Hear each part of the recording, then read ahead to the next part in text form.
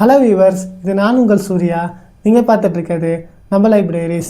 இந்த எபிசோடில் மம்முட்டி, விநாயகம், ரசிகா விஜயன் உள்ளிட்ட பல பேர் நடித்த 2025 வந்த மலையாள படமான களம் காவல் படத்தை பற்றி பார்க்கலாம் வாங்க.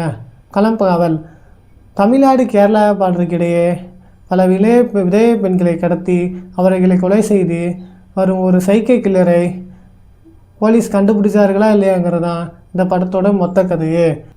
ட்ரெய்லரில் வில்லனாக நடித்த விநாயகன் தான் இந்த படத்தில் போலீஸ் ஆஃபீஸராக பண்ணியிருக்காரு. அவரை பொறுத்த வரைக்கும் கிடைக்கிற சின்ன சின்ன குழுவங்கள்லாம் பயன்படுத்தி எப்படியாவது அந்த சைக்கோ கில்லரை கண்டுபிடிக்கணும்னு படத்தில் கிளம்புறாரு. படம் முழுக்க அவர் தான் காணப்படுறாரு. மம்முட்டியை பொறுத்த வரைக்கும் அவர் தான் அந்த கொலையெல்லாம் பண்ணிகிட்ருக்காரு. அவர் தான் இந்த படத்தோட வில்லன்னு சொல்லலாம். இந்த படத்தில் ஸ்டார்டிங்லேயே அவர் வில்லைங்கிறத நம்மளுக்கு காமிச்சிட்றாங்க.